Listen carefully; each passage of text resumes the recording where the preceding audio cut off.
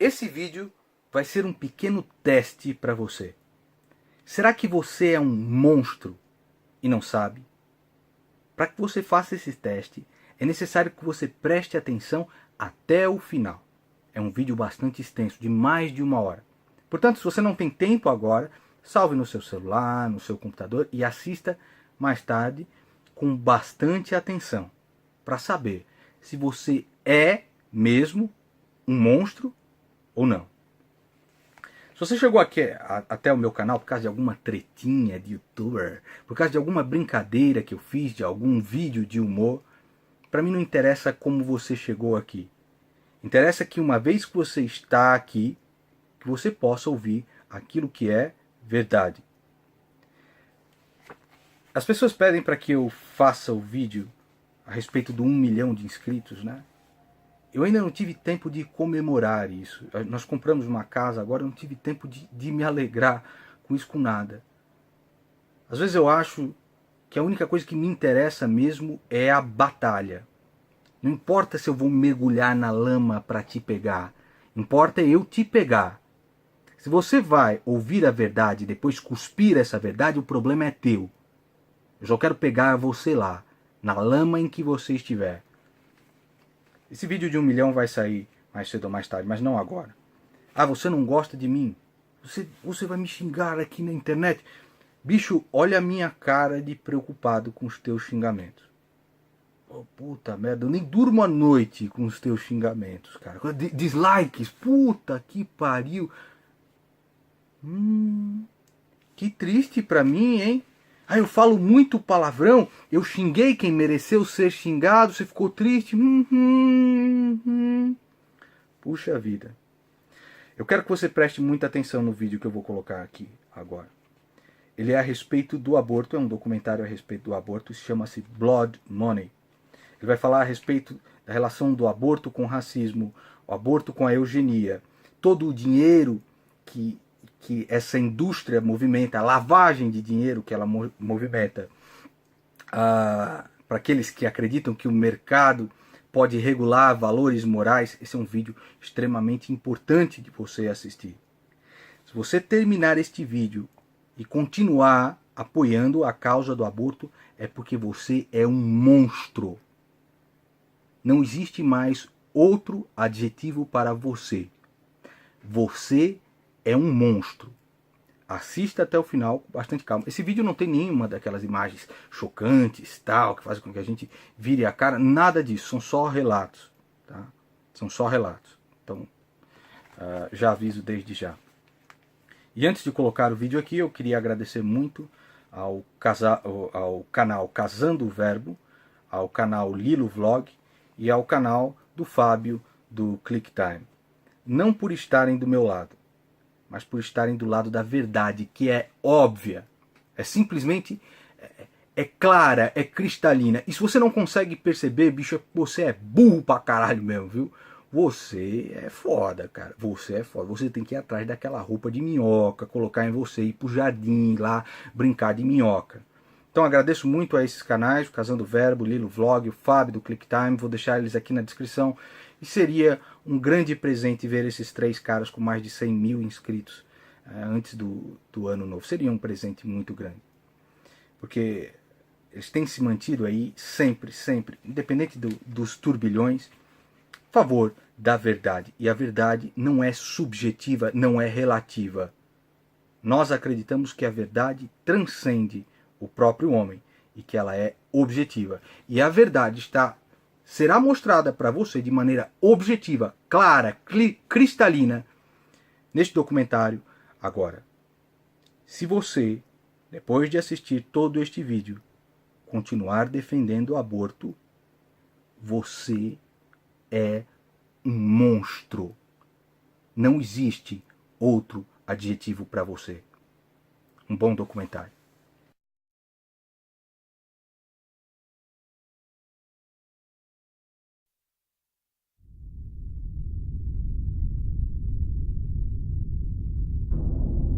Vida, ela não se define por tamanho. Ela não se define pelo lugar ou por necessidade de um ambiente especial. Ela não se define pelo nível de desenvolvimento, nem pela capacidade de se defender. Nós conhecemos seus sinais. Ela é fácil de se reconhecer. Até mesmo por seus sinais silenciosos e ondas invisíveis. Vida. Nós a reconhecemos quando a vemos. Nós a reconhecemos melhor quando a vemos ser tirada. Distribuição: Estação Luz Filmes. Versão brasileira: Wood Video, São Paulo.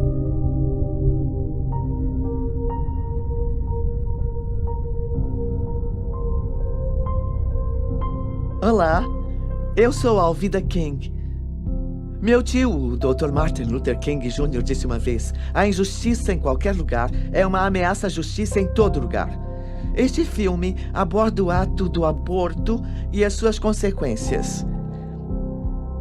Você vai ouvir testemunhos individuais da vida real e comentários de especialistas ao embarcar nesta jornada que aborda o que acontece na indústria do aborto e como vidas são impactadas. Poucos marcos culturais são tão visíveis ou têm um impacto de tão grande magnitude sobre a nossa sociedade. E ele surgiu mediante a manipulação dos mais sugestionáveis numa campanha de mentiras, burlando o poder legislativo. Esta campanha foi conduzida perante nossas instituições judiciárias não eleitas, que não respondem ao povo. A justiça tornou o aborto um direito da mulher, a autoridade de decidir sobre o próprio corpo e sobre a vida independente que se desenvolve dentro dela. Empregaram eufemismos para fazer a criança parecer menos que humana. Um massacre sancionado não sob a autoridade constitucional, mas dos recantos mais sombrios dos corações dos homens. Efetivamente, é o direito de assassinar. Para justificá-lo, a justiça ignorou fatos científicos incontestáveis. Estava tão claro em 73 quanto está hoje, como estava ainda em meados do século XIX, quando as legislaturas estaduais regulamentaram o aborto, alterando as leis em vigor, segundo as quais o aborto era ilegal, mas só após haver movimentos fetais. Esta mudança veio após a declaração da ciência, segundo a qual a vida humana se inicia na concepção. Em 1857, a Associação Médica Americana declarou a existência independente e real da criança antes do nascimento como um ser vivo. É uma questão de ciência objetiva. Só quando perceberam que era um ser humano, colocaram leis em vigor após 1860. Depois de terem entendido a biologia, houve um movimento liderado nos Estados Unidos por médicos para proibir o aborto. Na lei da época, a vida foi definida como um dom imediato de Deus, um direito inerente à natureza em cada indivíduo e que começa no entendimento da lei, assim que a criança se mexe no ventre da mãe. Mas hoje temos instrumentos melhores para determinar quando a vida começa. Diziam que começava nos movimentos fetais, quando o bebê chutava, mas hoje sabemos que ela começa na concepção. O ministro Harry Blackman disse: mas ora, a religião, a ciência, a filosofia, todos discordam sobre o início da vida. Portanto, a justiça não irá se posicionar a respeito do assunto. No caso Roe contra Wade, foi dito que neste estágio do desenvolvimento do conhecimento não se sabe quando a vida humana se inicia. Ora, isso é uma mentira intelectualmente desonesta. Muito bem. Este argumento de que não se sabe quando a vida começa é um argumento baseado em nenhum fato biológico. Um relatório do Senado afirma que médicos, biólogos e outros cientistas concordam que a concepção marca o início da vida de um ser humano, um ser que está vivo e um membro da espécie humana. Há um esmagador consenso a respeito da questão em inúmeras obras médicas, biológicas e científicas. Com certeza trata-se não do corpo da mulher, entretanto dessa nova vida, desse novo embrião, esse novo início, como um ser humano distinto. Mas para saber ser um ser humano, não me interessa o que a jurisprudência diz, não me interessa o que a própria história diz, o que a filosofia diz, não me interessa o que a tecnologia diz. Se eu sou um legislador, eu quero saber o que a ciência diz de quando há um ser humano. E mesmo nessa época, em 73, a ciência era clara. O ser humano existe no primeiro dia. A grande ignorância quanto à mera biologia geral. Entende? É impressionante, porque estamos numa situação onde existem políticos que começam a citar frases tipo do século XIII, entende? Que não se sabe quando a vida começa. Porque Qualquer um com consciência sabe quando a vida começa. Ou seja, a literatura já existe, a ciência está pronta. Ao derrubar as leis contra o aborto, a justiça inventou um direito das mulheres que nunca existiu e subtraiu dos nascituros um direito que sempre existiu, sem que um estatuto definisse explicitamente. Se cada pessoa no planeta possui o direito inerente à vida, ele principia quando ela se torna um ser humano.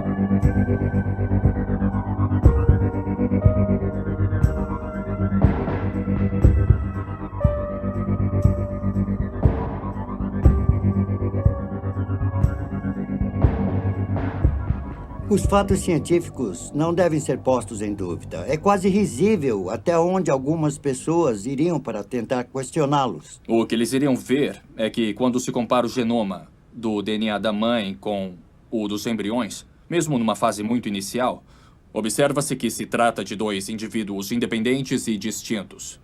Por distinto, entende-se que você era um ente diferente de sua mãe. Você não fazia parte dela, embora estivesse abrigado nela. E se você recorrer a todos os livros, vai concluir que todos dirão sim.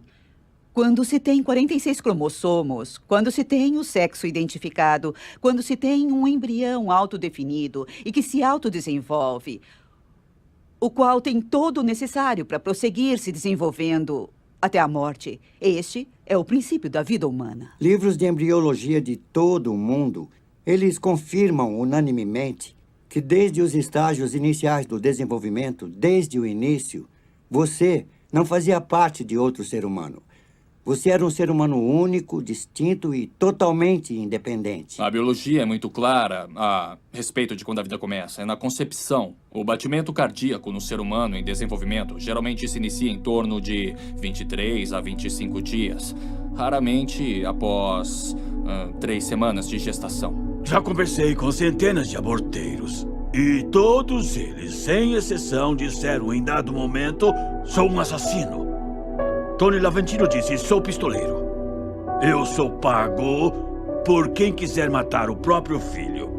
Eu já estive numa clínica de aborto dizendo às mulheres que aquilo era só coágulo, mas entrava no banheiro para conferir se todas as partes de um feto de quase 6 semanas estavam lá. Eles não são nada estúpidos.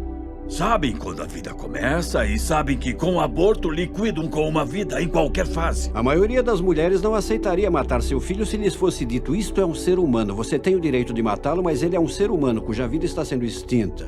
Muitas mulheres não fariam isso. Precisamos começar a usar palavras que sejam verdadeiras, em vez de usar eufemismo para encobrir as coisas. Produto da concepção. Bolsa de tecido. Irmão, você é uma bolsa de tecido. Eu mesmo sou uma bolsa de 113 quilos de tecido. Todo ser humano na face da Terra é uma bolsa de tecido. Mas isso levanta a questão. Vamos proteger essa bolsa de tecido ou vamos permitir que ela seja destruída indiscriminadamente? O governo deveria ser o protetor de nossa sociedade, guardião de nossos direitos inalienáveis. Entretanto, com toda a sua suposta sabedoria, tanto os tribunais quanto a maioria dos nossos representantes eleitos alegam não saber quando a vida começa. Por que eles ignoram algo que é tão óbvio para a ciência? Pode ser que admitir que a vida começa na concepção seria admitir a própria culpa ao sancionar o massacre de 50 milhões de vidas inocentes. Imagine um tribunal que vira as costas para a história, para a lei e a jurisprudência, que vira as costas para a Constituição dos Estados Unidos. Assim fez a nossa Suprema Corte Federal e seus juízes em sua decisão de sancionar o violento extermínio de inocentes em útero, violando o juramento de posse e virando as costas a milhões de crianças às quais a vida foi negada. Há mais de uma década, uma decisão da Suprema Corte literalmente apagou das constituições de 50 estados dispositivos que protegiam os direitos dos nascituros. O aborto voluntário já tira as vidas de quase 1,5 milhão de crianças não nascidas por ano. Legislação sobre a vida que põe fim a esta tragédia um dia tramitará no Congresso. E eu e vocês jamais descansaremos até este dia.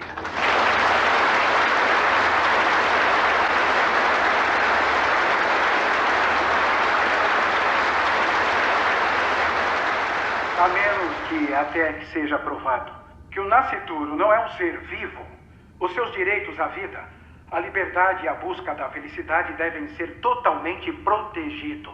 Os autores da Constituição disseram, de modo a assegurar as bênçãos da liberdade para nós mesmos e para a nossa descendência, nós promulgamos e estabelecemos esta Constituição para os Estados Unidos da América. O objetivo principal da Constituição era proteger as gerações ainda não nascidas e assegurar os benefícios da liberdade. Nenhum tribunal tem autoridade para contradizer a Constituição. E quando a contradição é evidente, ela não deve ser seguida. Em virtude da Constituição não mencionar o aborto em nenhum momento, eles tinham que encontrar algum lugar. E a Justiça disse, ele é encontrado nas penumbras, que quer dizer nas sombras da Constituição.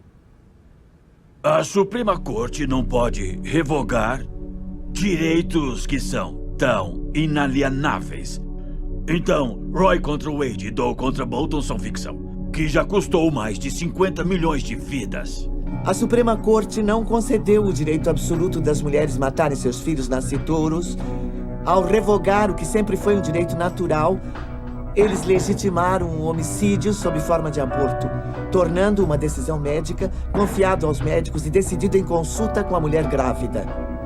O caso Roe baseou-se no fato de que esta deve ser uma decisão entre a mulher e o médico. Numa visita anterior, ele até que abordou de forma bem descontraída a possibilidade de interromper a gravidez, caso o bebê tivesse algum problema genético. Meu oncologista foi bem flexível quanto ao que eu deveria fazer. Era a única opção que eu tinha e era a única maneira que eu poderia sobreviver. Então, ele me incentivou a fazer o aborto para salvar a minha vida e também para me livrar de um filho que seria totalmente incompatível com a vida em tratamento. Enquanto os defensores do aborto voluntário comemoravam a decisão do caso Roe, muitos profissionais de direito e até da esquerda radical sabiam que essa era uma decisão indefensável sob a perspectiva jurídica. Não bastou a justiça inventar um direito, ela o fez alheia à história e cega aos preceitos da ciência e da lei. Eu vou te dar o parecer do maior professor de direito liberal dos Estados Unidos, Larry Tribe, de Harvard. E, segundo ele, essa é uma posição indefensável. A própria Suprema Corte, em 1992, em paternidade planejada contra Casey, disse claramente que se fosse para eles uma questão de julgamento, a priori, se não houvesse jurisprudência, eles poderiam perfeitamente não contemplar o direito ao aborto. Então, esse tribunal passou a dizer que, como houve precedente em Roe contra Wade em 73, temos que respeitá-lo, o que é apenas uma péssima lógica jurídica que não é seguida em nenhuma outra área do direito. Hoje se define precedente como qualquer coisa que um juiz diz, uma vez que ele está acima de você. Porém, a maior autoridade não é o juiz, é a Constituição dos Estados Unidos. Em nenhuma outra área do direito se defende um precedente simplesmente porque ele existe, pois uma decisão errada é uma decisão inconstitucional. Então, no caso, se você respeita a Constituição, deve-se rejeitá-lo. O mito não é que eles não sejam filhos e que não sejam pessoas. O mito é que não podemos negar a proteção aos filhos enquanto no útero, mas reservá-la para nós mesmos. Na realidade, não podemos. Assim que você retira a proteção de qualquer um da família, individualmente ou em grupo, você o está negando a todos. O direito à vida está na 5ª emenda e na 14ª emenda da Constituição. Nela não figura o direito ao aborto. E os juízes usurparam seu papel de protetores da Constituição quando criaram um direito que nunca deveria estar na Constituição. A lei rege até os tribunais. E se você falha em reconhecer esse princípio básico, os juízes são sujeitos à lei. Então tem-se a distorção, mas isso não a torna lei. Não há nada na Constituição que diga que a Suprema Corte Federal tem o direito de legislar sobre tudo. É para isso que existe o poder legislativo. Cidadão consciente deve admitir que, se a política do governo sobre questões vitais que afetam todo o povo acaba sendo irrevogavelmente determinada por decisões da Suprema Corte Federal, as pessoas deixam de ser seus próprios governantes, tendo, dessa forma, praticamente delegado o seu poder às mãos da eminente corte. Bem que Abraham Lincoln, por ocasião do seu discurso de posse, disse basicamente que se a Suprema Corte é árbitro último do que a Constituição diz, então deixamos de ser os nossos próprios governantes e a Suprema Corte então é a nossa tirana. Um desfecho previsível que se desenrola a partir deste direito fabricado poderá ser visto num segmento da nossa sociedade. Se os abortos continuarem e a tendência predominante persistir, a coletividade afro-americana verá um nítido declínio populacional, pois não teremos mais a taxa de reposição de 2,1 necessária para manter uma população estável. Com o tempo, a nossa população distinta se tornará politicamente irrelevante. Tudo pelo que temos lutado e conquistado até hoje em nossa história não terá sido nada além de um breve momento, quando fizemos a diferença e tínhamos uma voz no palco político dos Estados Unidos. Silenciada pelas mãos dos pró-aborto. Nos Estados Unidos, após Roe contra Wade, cerca de 10% da raça branca foi dizimada via aborto e 28% da raça negra foi dizimada pelo aborto também. Para cada 5 mulheres afro-americanas que engravidam, 3 optam por abortar. Todos os dias, 1.452 crianças afro-americanas, dentro de um total de 4.000, morrem in útero via aborto. Afro-americanos constituem 12% da população, mas compõem 36% de todos os abortos. Então, somos desproporcionalmente afetados pelo aborto. E o aspecto racial disso é, sim, muito claro. Eles fazem abortos 2 vezes mais do que o resto da sociedade norte-americana.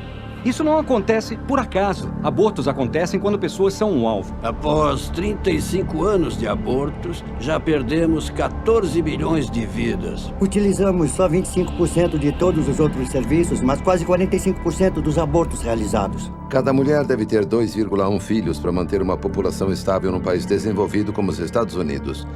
Como pela primeira vez em 2003 a natalidade negra ficou abaixo da taxa de 2,1 dentro dos próximos anos, a população negra atual entrará em declínio. Como afro-americano, eu sei que a maioria das pessoas considera a escravidão como sendo a pior coisa que já aconteceu nos Estados Unidos. Mas devido ao fato de eu estar aqui vivo hoje, e o aborto certamente não teria me facultado esse privilégio, então eu digo que o aborto é a pior coisa que já aconteceu nos Estados Unidos. Muita gente considera a escravidão como sendo a prática mais hedionda que o governo dos Estados Unidos já permitiu.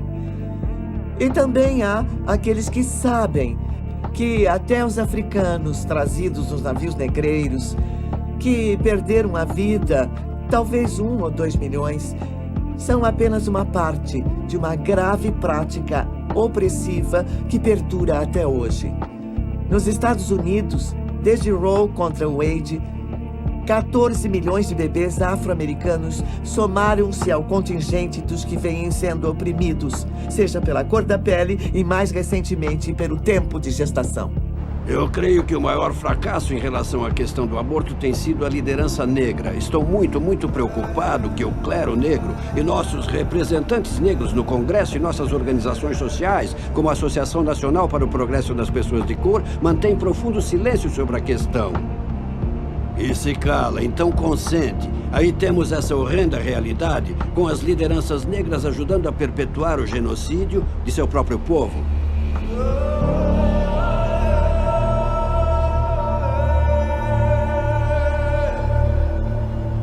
A paternidade planejada da Geórgia está estrategicamente localizada no coração da comunidade da Universidade Estadual da Geórgia. Ao seu redor, você vê os prédios das faculdades e jovens estudantes por toda parte na comunidade.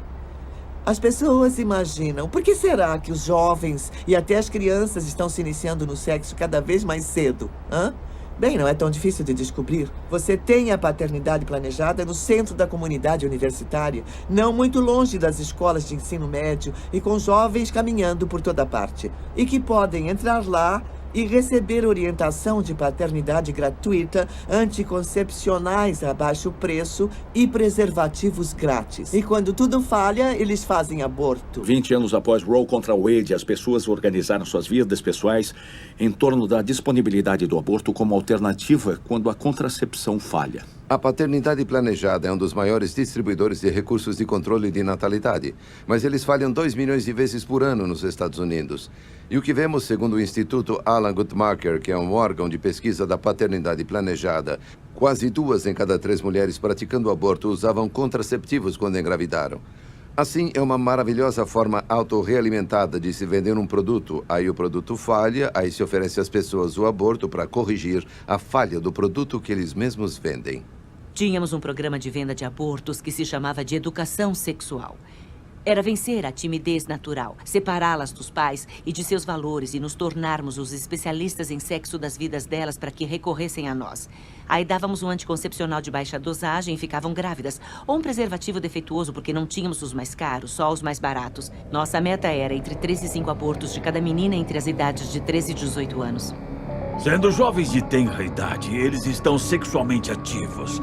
E dizem que se conseguirem fazer uma menina de cerca de 16 anos fazer um aborto, ela irá fazer mais 3 ou 4. Porque ela permanece sexualmente ativa. Então, dão anticoncepcionais, oferecem as marcas mais baratas de tudo e ainda usam a máscara de que querem ajudar e enganam todo mundo. Oferecem um anticoncepcional de baixa dosagem que, para se exercer qualquer nível de atividade sexual, tem que ser tomado no mesmo horário todos os dias. A menina não respeita o horário e, ao perder o rigor, ela fica com o sistema desprotegido. A atividade sexual vai de 0 vezes por semana até entre 5 a 7 vezes por semana. Se ela não tomar a pílula corretamente, engravida. E para quem ela liga quando engravida? Liga para nós, os especialistas, e estamos a postos. Temos um roteiro planejado para superar cada uma das objeções. É assim em vendas. Superando a objeção, você vende o serviço, neste caso, o aborto. E quando ela liga, a primeira providência é tranquilizar. Então a menina confessa que acha que pode estar grávida e a aconselhadora, que é na verdade uma operadora de telemarketing treinada para fazer vendas por telefone, mas é chamada de aconselhadora, diz: nós podemos resolver seu problema, ninguém precisa saber. Aí a primeira pergunta é: qual foi o primeiro dia do seu último ciclo normal? E ela fornece a tal aconselhadora a data e ela diz: você está grávida de 8 semanas. Ela não diz que você pode estar grávida, ela não diz talvez, ela diz são 8 semanas. Aí ela planta a primeira semente neste longo canteiro de vendas e o mais triste é que na mente da garota ela é a autoridade. Ou seja, a especialista em gravidez e as perguntas são: isso é uma boa ou má notícia? Se fosse boa notícia, ela não estaria ligando para uma clínica de aborto. Amor é má notícia. E quando ela responde má notícia, a tal aconselhadora aproveita, porque agora tem que identificar o medo para usá-lo, para reforçar a decisão do aborto a todo momento, se ela for desistir. E se ela disser: olha, talvez eu precise pensar no assunto, seus pais vão te matar, você tem que fazer mais um aborto vendido. A paternidade planejada ajuda as pessoas sob a influência de Margaret Sanger, a fundadora, para esterilizar pessoas, para abortar bebês, para matar bebês e mutilar mulheres. A paternidade planejada realiza a maioria dos abortos nos Estados Unidos, sob o nome de algo que parece tão útil: paternidade planejada. Margaret Sanger disse que queria livrar o mundo dos parasitas humanos, e os nazistas disseram exatamente a mesma coisa: vidas que não merecem viver. Ela é racista e eugenista, e a finalidade de sua organização, que era originalmente chamada Liga Americana de Controle de Natalidade, foi resumida num cabeçalho da revista Boletim do Controle da Natalidade como sendo criar uma raça de puros sangues. Outra frase era controle natal, um farol seguro em nossas trevas raciais. Um dos membros que integrou a cúpula, um de seus assessores de maior confiança, foi Lothrop Stoddard, que escreveu um livro em 1922 chamado A Emergente Onda de Cor contra a Hegemonia Branca Mundial, no qual ele disse que cruzamentos com o negro sempre foram fatais. Margaret Sanger, quando fundou a Liga Americana de Controle de Natalidade, mais tarde Paternidade Planejada, tinha uma agenda eugenista para, entre aspas, eliminar as raças inferiores. A paternidade planejada até hoje se recusa a admitir que Margaret Sanger é racista.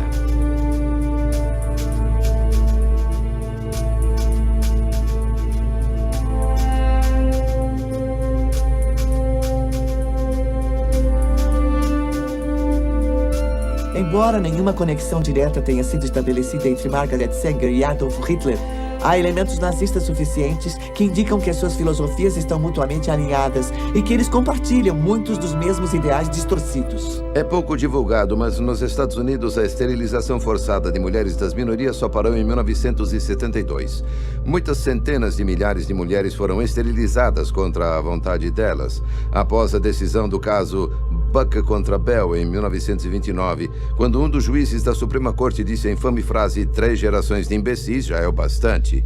O Projeto Negro tinha como alvo específico fazer pessoas percorrerem todo o sul e convencerem os negros a não terem filhos. Margaret Sanger estava profundamente envolvida com o eugenismo nos Estados Unidos. Parte dos ideais promovidos pelos nazistas foram criados por eugenistas britânicos e norte-americanos. Na primeira publicação de Margaret Sanger, que se chamava Boletim do Controle da Natalidade, saíram artigos escritos por médicos do Terceiro Reich. E sabemos também que na Alemanha nazista havia um tal Dr. Hans Harmsen, o qual escreveu todos os guias de esterilização para o Terceiro Reich. Em seguida, após a Segunda Guerra Mundial, ele fez parte do grupo que estabeleceu a filial alemã da Federação Internacional da Paternidade Planejada. Então, há uma série de relações entre as atrocidades que ocorriam na Alemanha nazista e a paternidade planejada. Embora as esterilizações forçadas de mulheres negras tivessem terminado em 72, o movimento eugenista prosseguiu com a derrubada das leis estaduais em 73, quando da instalação do caso Roe contra Wade. Enquanto o método havia mudado, os resultados ainda eram obtidos, só que agora os eugenistas seriam capazes de continuar a matar bebês e mutilar mulheres em escala industrial. Com o foco voltado para as coletividades minoritárias e estimulando o aborto em taxas bastante elevadas, estariam garantindo o declínio populacional daqueles que Margaret Sanger considerava os parasitas. Este grande holocausto na coletividade afro-americana se baseia no racismo via paternidade planejada. Muita gente conhece o caso de Roe contra Wade, que legitimou o aborto após o primeiro trimestre de gravidez. Foi o caso de Doe contra Bolton, centrado em Sandra Kano, que legitimou o aborto durante os 3 trimestres. Esta decisão legitimou matar um ser humano perfeitamente viável até o dia do seu nascimento. Agora, o aborto é possível em todos os 9 meses de gravidez, não por causa de Roe contra Wade, mas por causa de Doe contra Bolton, segundo eles, pela saúde da mãe. O aborto pode ser realizado em qualquer dos 9 meses de gravidez, mas o problema é que saúde foi estendida à saúde mental. E diríamos a esta jovem mulher temerosa, você terá problemas com a gravidez, você devia interrompê-la, não devia? Ela diria sim e constaria saúde emocional. Mais de 60% das pessoas não acreditam que abortos são feitos após 20 semanas de gravidez. Infelizmente, o aborto foi descriminalizado em toda a sua extensão, até o instante do nascimento. Assim que a proteção da vida foi retirada de todos os 9 meses de gravidez, a paternidade planejada acelerou sua agenda eugênica, instalando a maioria de suas clínicas de aborto, agora legalizadas, nos bairros das minorias. A Federação para a Paternidade Planejada dos Estados Unidos instala a maioria de suas clínicas de aborto em bairros de minorias e realiza a maior parte de seus abortos nas mulheres das minorias. Sabendo que não obteriam a aprovação do povo, nem das legislaturas da maioria dos estados, nem do Congresso, os que defendiam a legalização do aborto se armaram de mentiras e estatísticas falsas e, burlando os escalões legislativos, levaram as suas provas forjadas aos tribunais.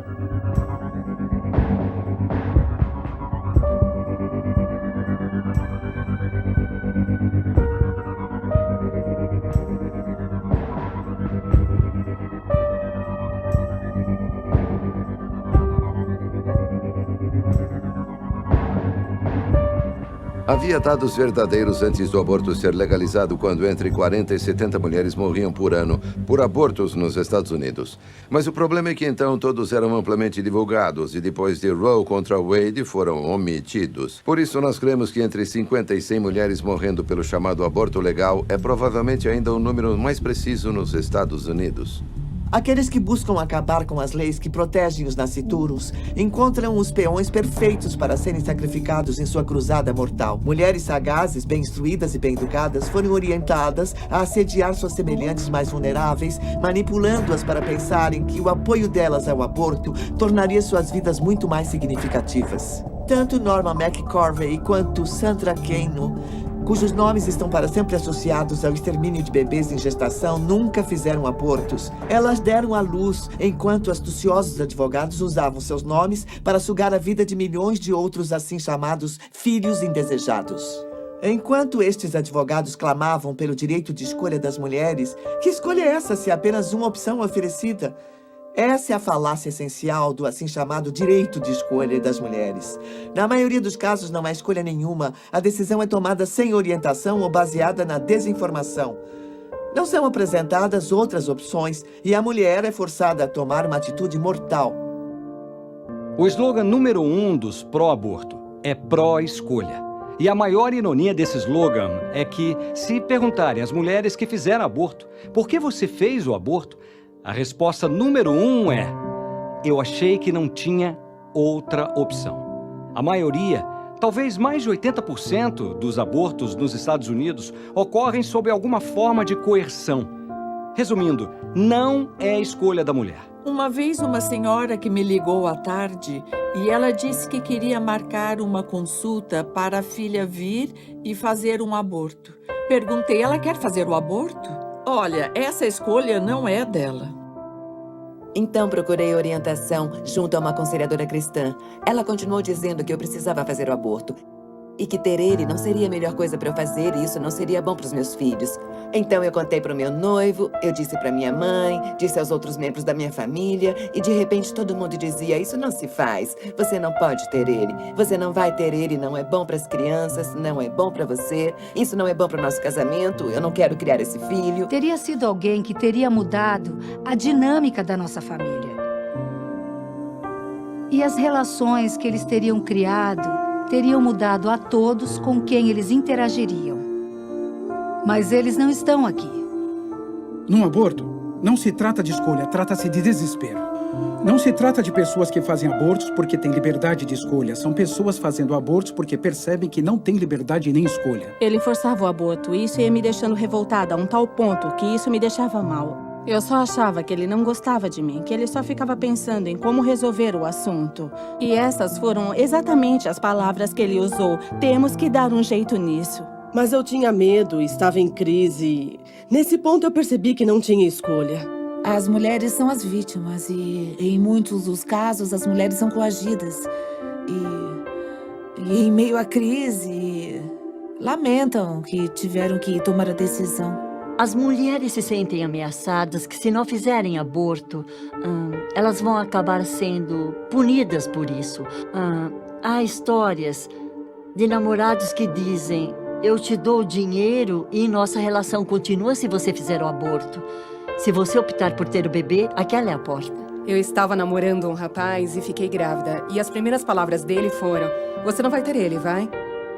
Eu me lembro desse peso no meu coração. Aí eu pensei, bom, eu acho que não. E eu estava sob muita pressão. Simplesmente eu acho que a minha opção não foi por escolha. Eu acho que foi... Como eu disse antes, acho que pareceu mais um ultimato. Todos ficavam gritando comigo. Parecia que só viviam gritando comigo e continuavam insistindo. Você tem que matá-lo, você tem que abortá-lo, você não pode criar ele, você tem que procurar a clínica. E é bom você tomar providências. Cada semana que passar, isso vai piorar. Vai. E eu acabei não aguentando tanta pressão deles. E como supostamente eu ia arruinar a vida de todo mundo, eles eram implacáveis. Eu não conseguia ficar um só dia sem ouvir eles. Estivessem eles falando mesmo comigo, ou eu apenas lembrando de algo que me disseram há poucas horas. Enfim, eles me bombardearam por isso. Então eu acho que tenho que carregar esse fardo para todo mundo poder ficar satisfeito. Muitas vezes, sob coerção, a mulher decide fazer o aborto convicta de que está em maus lençóis e que o procedimento irá aliviar a situação. Infelizmente, os problemas estão apenas começando. As consequências físicas e emocionais desta decisão são sempre devastadoras, perdurando por bem mais do que os 9 meses que ela teria gestado um bebê ou por mais que o tempo que levaria para que o bebê chegasse à idade adulta. Nós lembramos de como nossas amigas eram, antes e depois. Pelo fato de o aborto afetar a essência de quem somos como mulheres e pelo fato de estarmos envolvidas e gerar uma vida, que uma experiência como o aborto realmente deixa marcas. Há algo que acontece na mente de uma mulher quando ultrapassa o que eu chamo de linha tênue. Elas não dizem nada após 20, 30, 40, 55 anos. Às vezes, nem no leito de morte, Ninguém sabe porque elas, tão traumatizadas, ainda mantêm esse silêncio. Isso também pode ter efeitos psicológicos a curto e longo prazo para a mulher. A Suprema Corte disse que no caso Gonzalez contra Carhart, que isso não é ciência espacial. É corriqueiro notar que algumas mulheres sofrem consequências negativas do aborto. Ela disse, bom, eu tenho certeza que você tem transtorno do estresse pós-traumático do aborto que você fez aos 14 anos. Eu disse, não tem nada disso. Eu sempre achei que eu tinha depressão crônica, ou que era bipolar, ou tantas outras coisas que os médicos diagnosticaram, mas foi com certeza o meu aborto que causou sérios traumas emocionais por tanto tempo. Temos mais e mais homens e mulheres que fizeram aborto se declarando a respeito e tanto testificando a dor e o desespero que o aborto causou, quanto atestando o fato de que o aborto não resolveu seus problemas, só criou mais problemas. Em seguida, eles estão, pelo próprio testemunho, tornando impossível. Mas, por outro lado, dizer, ouça as vozes das mulheres, isso é uma coisa positiva para as mulheres, o que é lógico. Dizem isso há décadas e agora estão dizendo que o aborto é ruim. E então, mais tarde, as mulheres vão lamentar profundamente e sofrer anos com pesadelos de ansiedade e indescritível dor e angústia. Por que tantas mulheres, incluindo a mim mesma, têm sonhos com seus filhos? Em especial na minha situação, porque eu não pensei nele como um filho, mas eu tive pesadelos e sonhos com crianças. Eu conheço muitas mulheres que sofrem com pesadelos, que ouvem choros de bebê durante a noite, que são simplesmente incapazes de se relacionar com os filhos vivos. E o medo de ser descoberta. E se as pessoas souberem o que você fez? Quando as pessoas te acham uma deusa, não fazem ideia de que você matou 4 pessoas. A tristeza e a vergonha às vezes quase me sepultavam. Depois eu saí de lá e fui pra casa. Acho que foram os hormônios ou a ficha não caiu, mas as emoções, a realidade de tudo que aconteceu. E eu só me lembro de me encolher num canto e arrancar meus cabelos. E eu só pensava, eu não acreditava que tinha feito aquilo. Em vez de só passar por uma crise de gravidez de 9 meses, eu já passei por 20 anos de inferno na Terra.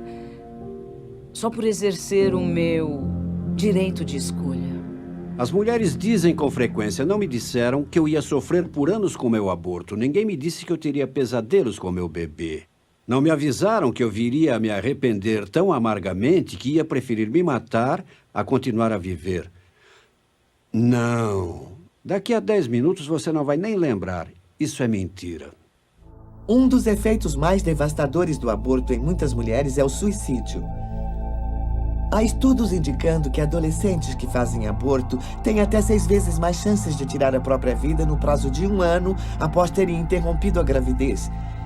E muitas mais ainda planejam e até tentam o suicídio numa tentativa de pôr um fim à dor que sentem. Não se fala em estatísticas precisas, mas suicídios e tentativas de suicídio entre mulheres que se submeteram ao aborto são uma realidade que o outro lado se recusa a admitir. Cheguei a achar que a única maneira de escapar do tormento era tirar a minha própria vida. E, sendo a covarde que eu era, eu bebi o máximo que eu pude, entrei na minha banheira cheia d'água e, com uma lâmina de barbear, eu cortei os meus pulsos e eu apenas fiquei lá deitada olhando a água da banheira ficar vermelha. Não era uma coisa que estava acontecendo conscientemente, que eu pudesse dizer, puxa, estou tão triste por eu ter feito o aborto, que eu vou usar essas drogas. Era apenas um profundo sentimento de vazio e desesperança, que não havia mais nada pelo que valesse a pena viver. E planejei como eu ia acabar com a minha vida, sabe? Tantas vezes. Eu fui diagnosticada com depressão clínica em 91. Com certeza foi devido aos abortos. Eu me tornei extremamente suicida depois dos abortos. E eu cheguei ao ponto de tentar tirar a minha vida várias vezes. Tinha 12 anos de idade. Ela entrou mascando chiclete e estava tão descontraída. Ela fez o aborto e voltou 2 semanas depois para a consulta. Ela não saía mais do quarto, não saía. Abriram a porta e ela estava lá. Ela tinha um caco de vidro e cortou os pulsos. 12 anos de idade. Mas todas chegamos ao momento em que nos damos conta de que éramos mães e que matamos nossos filhos. É doentio, uma sensação mórbida. Avisos raramente são oferecidos. As mulheres quase nunca ouvem a história inteira do que estão se envolvendo quando autorizam um aborteiro a matar o bebê dentro delas. Nem sobre as consequências e efeitos conhecidos, como câncer de mama, vertigens e outros traumas femininos, ainda que eles só afetem metade das mulheres ou um quarto das mulheres. Não seria melhor deixá-las saber o que elas podem sofrer por sua escolha? Não seria também sensato que elas soubessem de todos os riscos envolvidos? O governo exige advertências quanto a todo perigo potencial. Cada maço de cigarros, cada garrafa de bebida alcoólica, cada embalagem de medicação traz um aviso de possíveis riscos à saúde. Por que não um aviso sobre algo tão traumatizante, tão potencialmente nocivo como um aborto? Há numerosas provas quanto às consequências físicas e psicológicas e houve uma grande pesquisa na Nova Zelândia há cerca de 2 anos que mostrou as consequências a longo prazo. Muitas mulheres tornam-se inférteis. Elas sofrem outros problemas do aparelho reprodutivo e acabam tendo de fazer esterectomia total. Serão incapazes de conceber ou de ter outros filhos. Numa das mulheres, a potência da máquina de sucção que faz o aborto foi tão forte que provocou o prolapso das trompas de Falópio e ela nunca mais pôde ter filhos. O aborto é uma cirurgia e implica em riscos importantes. Ao contrário de cirurgias que salvam vidas ou aliviam o sofrimento, o aborto é uma cirurgia eletiva de conveniência que raramente é realizada para salvar a vida da mãe. Eu não fiquei lá durante todo o aborto, mas alguém ficou lá com ele.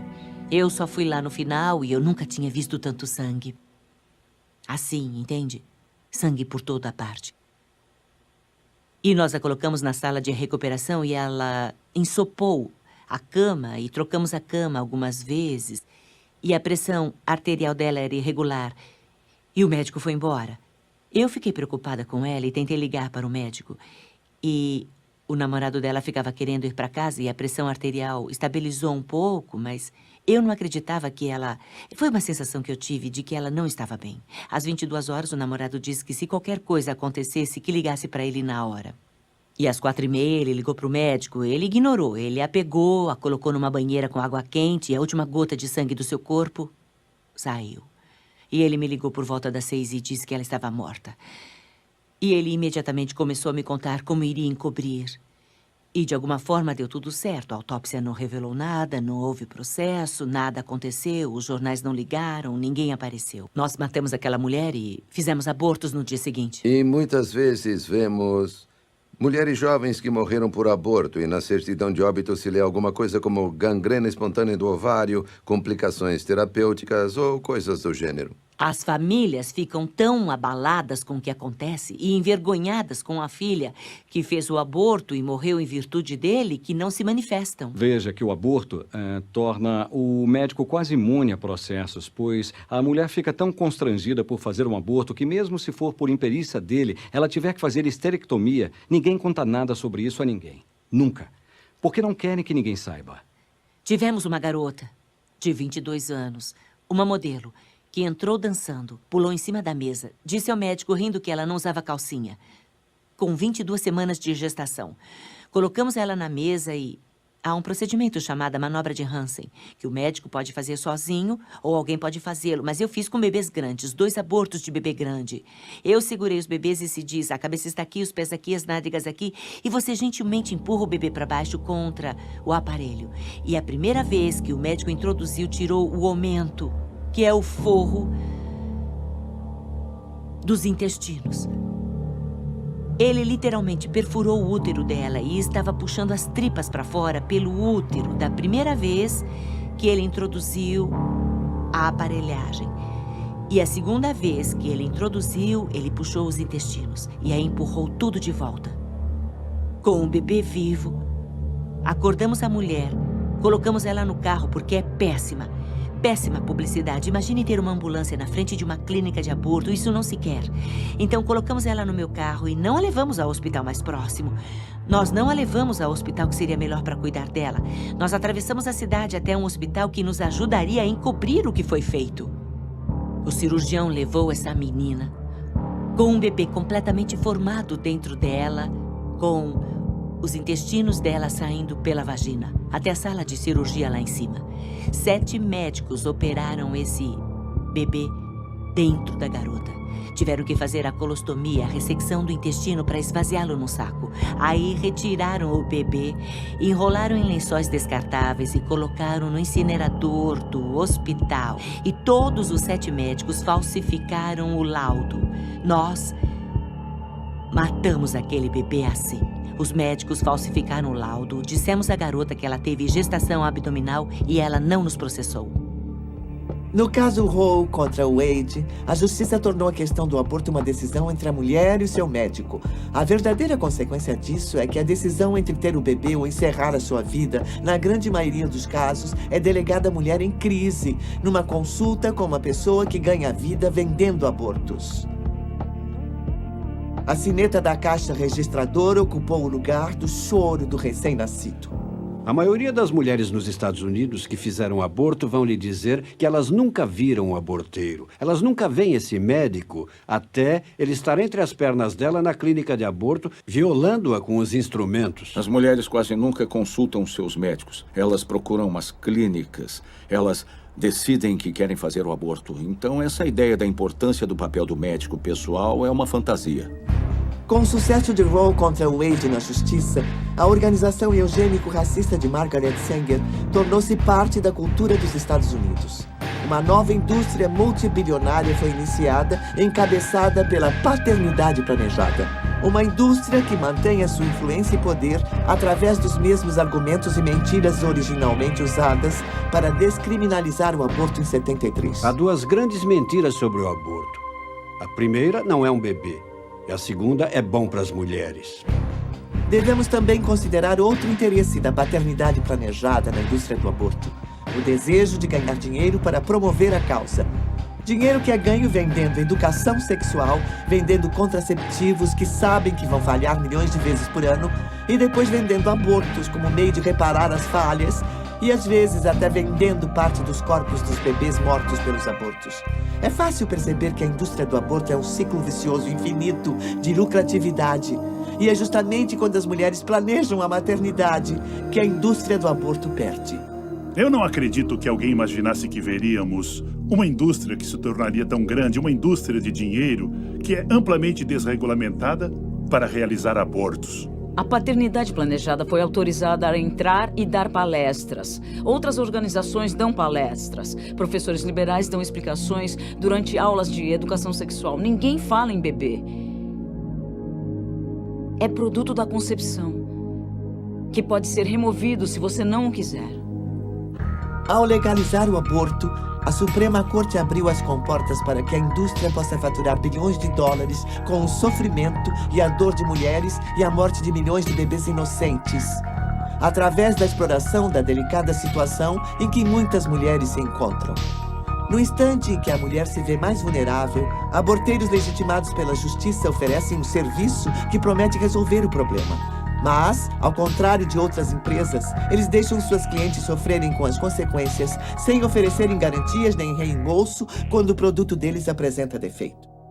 O aborto é um produto habilmente comercializado, vendido a pessoas muito fragilizadas, em crise. Elas compram o produto em busca de solução e descobrem que é defeituoso. Disseram que tínhamos de faturar $40 mil por semana para podermos ficar aqui. É claro que descobrimos depois que ele estava mentindo. Que ele queria apenas capitalizar recursos financeiros, entende? O aborto é um ramo muito lucrativo. Abrimos uma clínica em 30 dias. Ela cobriu os custos no primeiro mês. Era uma usina de lucro. E já estávamos a caminho de abrir mais clínicas. Digo, aliás, que o nosso plano era abrir mais 3 clínicas em 1983 para que eu pudesse ser milionária em 84. Há muito dinheiro envolvido. Nós nunca aceitávamos cheque. E nós aceitávamos cartões de crédito, mas torcendo o nariz. Sempre pedíamos às mulheres para trazer dinheiro. E por quê? Ora, para não precisar declarar ao leão. Eles ficavam umas 2 ou 3 horas e queriam fazer 20 abortos ou 30 e pegar o dinheiro e ir embora. Para eles não interessava se a instrumentação não estava limpa, se a instrumentação não estava em ordem. Eles só queriam ganhar o dinheiro, cumprir o turno e ir embora. Davam visto na planilha, juntavam e apresentavam no final do dia. Nós somávamos e pagávamos em dinheiro, sem nota fiscal, sem declaração. Mas imagino que pessoas que ganham a vida matando bebês provavelmente declaram imposto de renda, você não acha? Nunca sabemos exatamente quanto é faturado, porque a indústria do aborto se esconde embaixo das saias das pacientes, sob a alegação de sigilo médico. Quando uma organização fatura milhões e mais milhões de dólares disponibilizando abortos, e muitas vezes em coletividades, onde é o único fornecedor, eles têm um monopólio disso. Então, por que não promoveriam mais abortos, então? Porque mais abortos implicam mais dinheiro. Mais dinheiro quer dizer que eles podem ir ao caixa do governo, no caso da paternidade planejada, e dizer, vejam como estamos indo bem. E assim eles podem pedir mais dinheiro do governo. A paternidade planejada agora está em expansão. Estão construindo gigantescas clínicas de aborto, se antecipando à medicina socializada, porque esperam que se um democrata se tornar presidente dos Estados Unidos, a medicina socializada será introduzida. E então poderão cobrar entre $1.000 e $1.500 por abortos durante o primeiro trimestre, e tudo será pago pelo governo. Os defensores do aborto têm interesse financeiro nas mulheres que querem fazer aborto porque eles ganham se elas fizerem, e eles não ganham se elas não fizerem. Então, o que acha que ele vai mandar que elas façam? Se o auxílio às mulheres estivesse no centro da indústria do aborto, o assim chamado serviço de acabar com a vida do bebê poderia ser oferecido por muito menos do que é geralmente cobrado. A clínica permaneceria no azul e ainda teria muito lucro. Mas não é esse o caso. Os pró-aborto e as clínicas de abortos prosperam, aproveitando-se das mulheres em crise. Rapidamente deixou de ser questão de oferecer abortos às mulheres, era questão de lucro. Eu vi o potencial de faturar muito dinheiro. Eu atendi o telefone em casa à noite para não perder um aborto. Mas ela podia ver o teste de gravidez dela dar positivo ou negativo, e eu mostrava um quadro na parede e dizia, este é positivo e este é negativo. E se era positivo, havia funcionários treinados para abordá-la e segurá-la bem forte pelo braço e dizer, ela está confusa, ela está sofrendo, ela acabou de saber que está grávida, está deprimida. Aí, novamente, você puxa ela pelo braço para chamar a atenção dela e diz, se você tiver dinheiro, podemos dar um jeito nisso agora mesmo. Fizeram um teste de gravidez, disseram que deu positivo e me perguntaram se eu tinha dinheiro. Me disseram que se eu não tivesse naquele dia, que eu teria que voltar e sairia mais caro, porque eu estava exatamente no ponto das 13 semanas. Se ela fosse para casa e conversasse a respeito, sua estrutura de apoio familiar a ajudaria e diria que o aborto não era a resposta, mas se ela agisse de acordo, estaria sob controle. Mas uma certa porcentagem desses testes de gravidez dá negativo. Não dão todos positivo. E não esqueça que custa a mesma coisa fazer um teste dar negativo quanto positivo. Se o teste desse negativo, era uma técnica de vendas diferente. Dizíamos, esse teste deu negativo. Mas sabia que esse teste não é sensível para detectar uma gravidez recente? Você pode estar grávida e o teste daria negativo. E você quer saber hoje, não quer? E ela diria que sim. E nós dizíamos, temos outro teste que você pode fazer. Vamos fazer ultrassom. E colocávamos ela na mesa. Poderia colocar qualquer pessoa na mesa. E eu encontraria uma gravidez, porque você só precisa encontrar uma bolsa. Todo mundo tem bolsas no abdômen. E a menina não sabe como é um útero em gestação. Aí é só encontrar uma pequena bolsa no abdômen. Você joga na tela e fala, vê ali, você está grávida. Ela ficava chocada. Alguém pegava ela pelo braço e dizia, se você tiver dinheiro, podemos dar um jeito nisto esta noite. Soubemos de uma menina de 16 anos que achou que estava grávida. Fizeram o aborto dela. Ninguém viu o que tiraram dela. Não havia bebê nenhum. E ela cometeu suicídio. E aí, na investigação, eles fizeram a perícia e não havia indícios de que estivesse realmente grávida. Existem estudos que mostram que o aborto é ruim para a saúde da mulher. Saúde emocional e física, mas esses estudos vêm sendo abafados. Eles vêm sendo questionados, são contestados, porque existe um grande volume de dinheiro faturado pela indústria do aborto. E o dinheiro que os políticos recebem da NARAL, das organizações pró-aborto, da paternidade planejada, Mary Stoppes International, ou seja, esse é o dinheiro que está financiando campanhas e está apoiando candidatos. ninguém vai contra esse dinheiro, nem se manifesta contra ele. O aborto tem profundas consequências, as quais aqueles que lucram com ele não querem que as mulheres saibam. Numa época em que se espera que o nosso governo garanta a nossa segurança, por que esse mesmo governo é tão lento para regular um setor que tem afetado um número incontável de pacientes?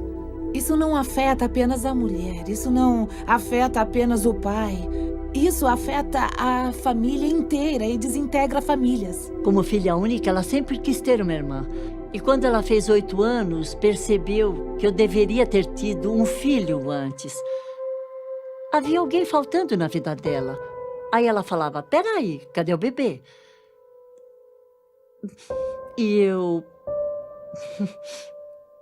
tive que explicar para uma filha de 8 anos de idade o que era um aborto. Está bem, vamos ver se eu entendi isso direito. Ela estava em pé, bem na minha frente, e ela disse, você tinha 16 anos, estava grávida e matou o seu bebê? Eu tive que encarar essa menininha e dizer sim. E aquela expressão de horror tomou o rosto dela. E ela não falou mais nada, apenas se afastou. E eu pedi aos da minha família para irem comigo, mas eles não quiseram ir. Não queriam ir. Queriam que eu fizesse, mas eles não quiseram ir. Nem o meu noivo não quis ir. Finalmente encontrei alguém que queria ir. Ninguém, nenhum dos que me mandavam fazer. Nenhum deles quis ir comigo. Alguns homens não tiveram escolha. A mulher optou pelo aborto e eles simplesmente não tiveram controle disso. Na verdade, o aborto rouba o destino.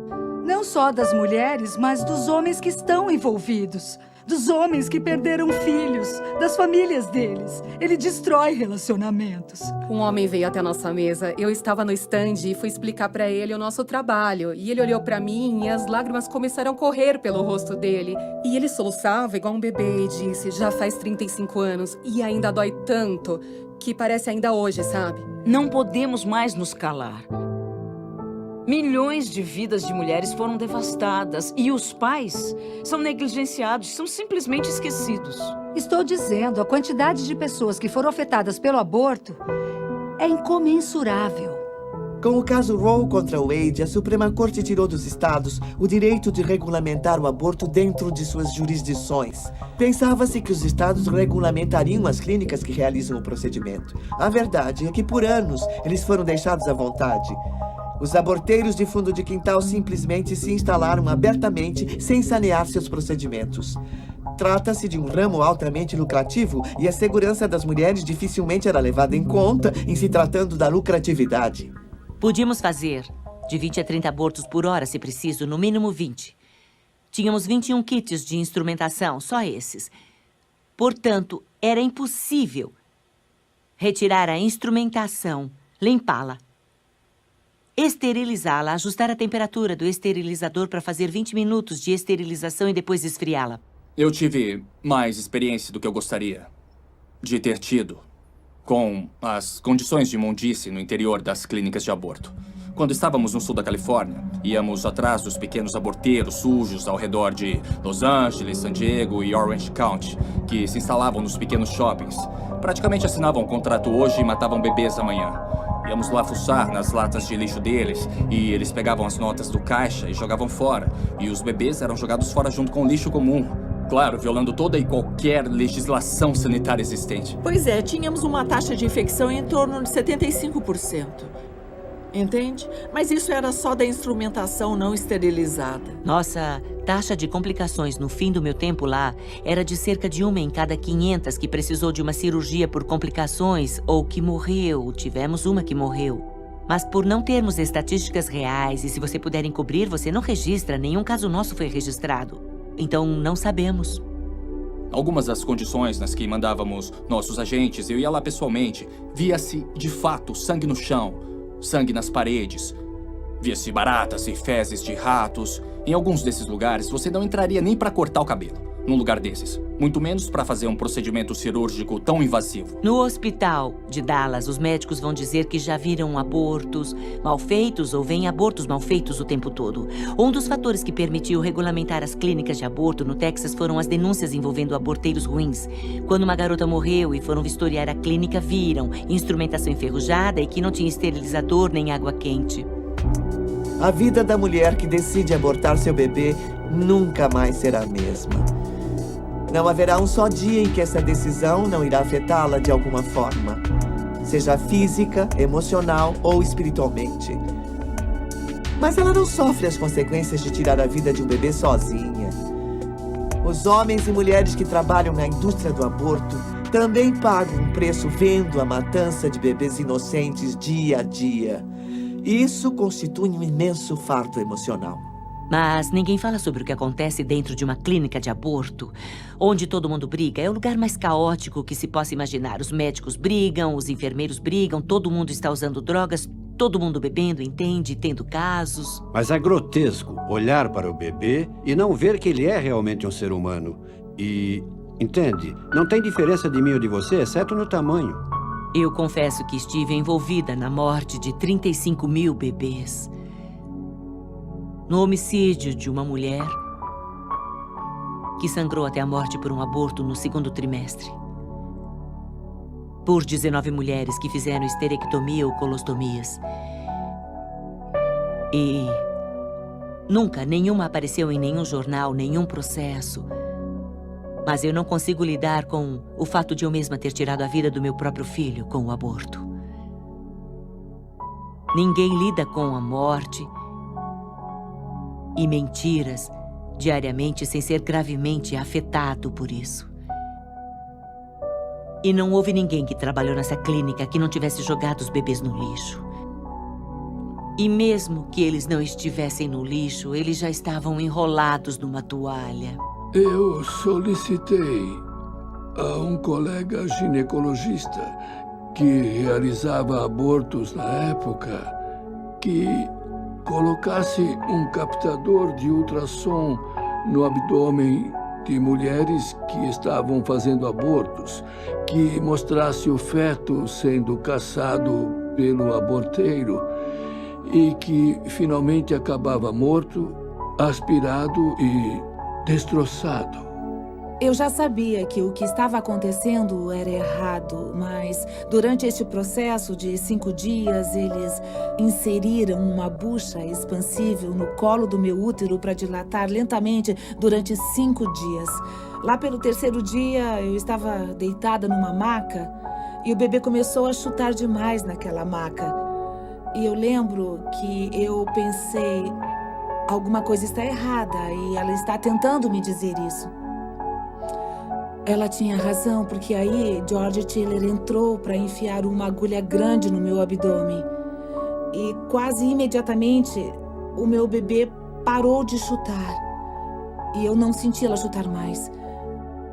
Então eu sei que foi o momento em que ela morreu, mas demorou mais uns 2 dias antes de eu entrar em trabalho de parto. A enfermeira, ela vinha até a maca olhando embaixo das cobertas, me apalpava para ver se eu estava dilatado bastante e quando estivesse, ia ser levada para um outro quarto.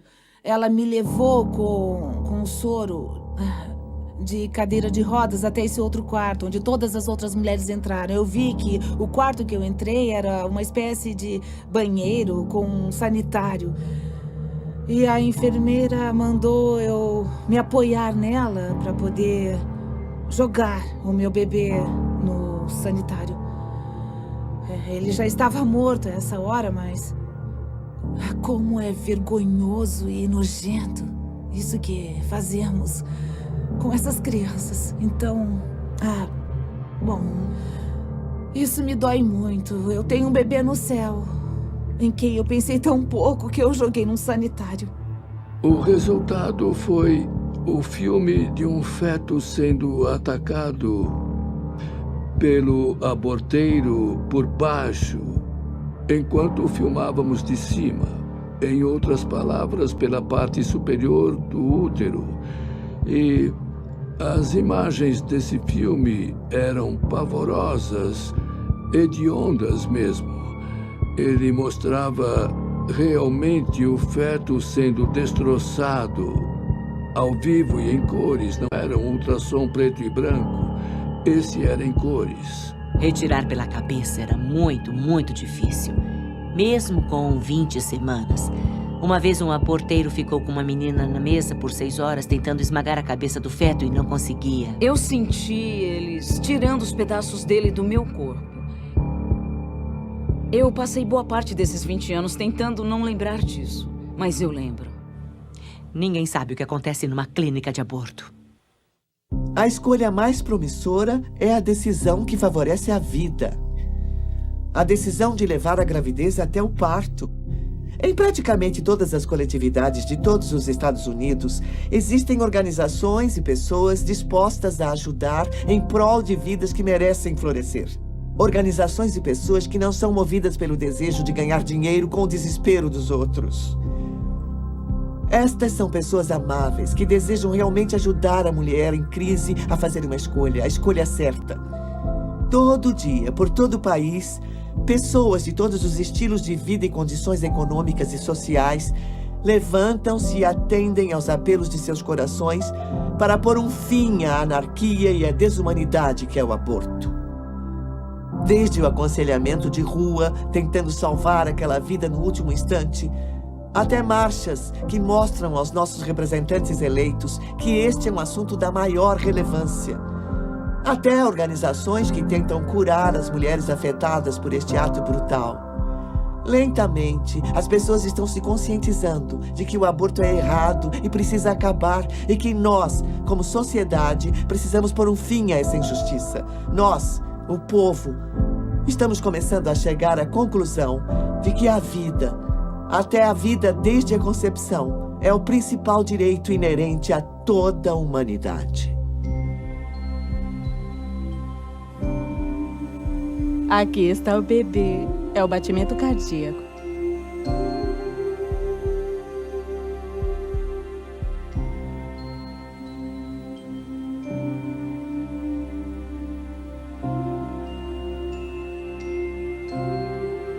Parece até de uma pessoa adulta. A frequência cardíaca é de 176 batimentos por minuto. Nossa! É. Sério mesmo? Uhum. É perfeitamente normal. Isso é normal? É normal. À medida que a gravidez progride, ele vai diminuir. Eu sei que o coração bate rápido no começo.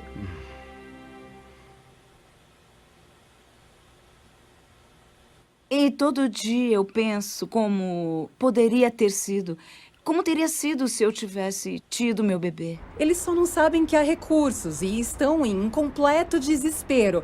Por isso precisamos estar lá para amá-las, mostrar que nos preocupamos e levar a elas a ajuda que precisam. Se uma mulher está pensando em abortar, que não acredite nessa mentira, senão irá perder a maior bênção de sua vida. E essas mulheres têm que saber que são especiais e amadas, e isso ajuda 100%. Porque elas não querem necessariamente ver cartazes e faixas sobre o erro que estão cometendo. Elas sabem que é errado, elas sabem. Elas querem ouvir que são amadas e que há esperança. Todas que já tinham feito o aborto estavam me avisando para não fazer o aborto. Basicamente, pediram para eu aprender com o erro delas. Aprender com elas e não aprender errando, sabe? Quando você luta pela sua vida, você precisa saber pelo que está lutando. E se o que você está defendendo é uma vida, então como você pode destruir uma vida? Na esperança de vencer essa luta, isso é quase uma hipocrisia. Porque eu luto tanto para salvar a mim mesma que terei que matar alguém para conseguir isso? Quando eu compartilho aquilo que eu fiz, é esperando poder atingir pelo menos uma mulher com a verdade sobre o aborto. Para que ela não faça a mesma escolha que eu fiz. Para que não acredite na mentira. Quando você se cura do seu aborto, todas as outras questões que havia em sua vida evaporam, elas somem, são resolvidas. Eu precisava deixar de pensar, precisava deixar Deus me perdoar.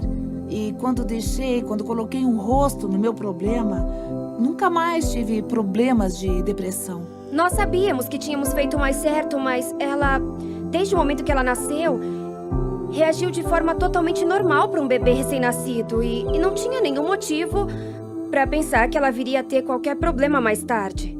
Tive um menino. Ele está com 2 anos agora. Se olharmos isso em termos de continuidade, eu sei que os cientistas gostam de distinguir. É lógico, nós dividimos as coisas em categorias diferentes, porque é assim que enxergamos. É o melhor meio de podermos considerar os fatos científicos que estamos encontrando. Mas o fato que não muda é que essa entidade genética, que inclusive já tem um gênero, deve prosseguir até morrer. Eu acho que se em algum momento um dos pais me pedisse para não abortá-los, certamente teria tido os bebês. Eu mantive o meu bebê até nascer e eu a entreguei para adoção. E estou feliz pelo que fiz. O aborto é, para mim, a derradeira exploração das mulheres. E nada disso está sendo discutido porque a realidade é essa. Assim que começar a ser discutido é que a sujeira vai aparecer. E a verdade aparecerá de fato sobre o que o aborto faz com as mulheres. Ainda mais com os bebês não nascidos, os bebês mortos. Isso vai acabar.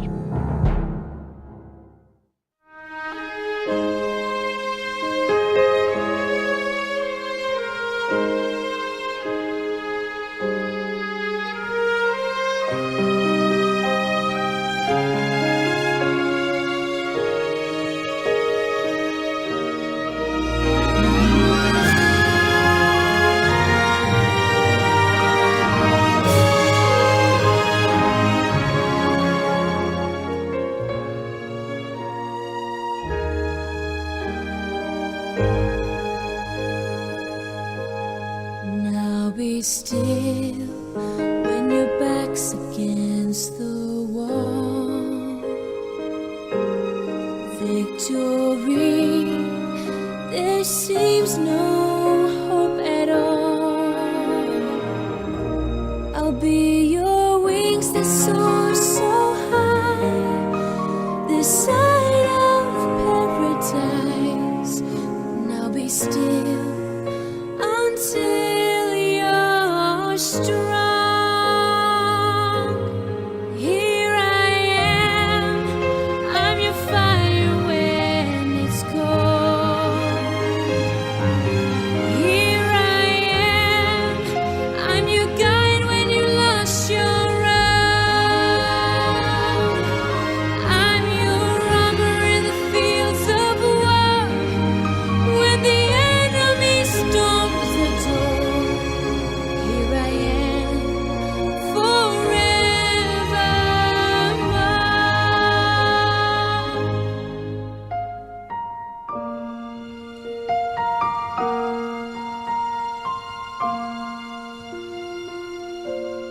Take my hand when shadows hide.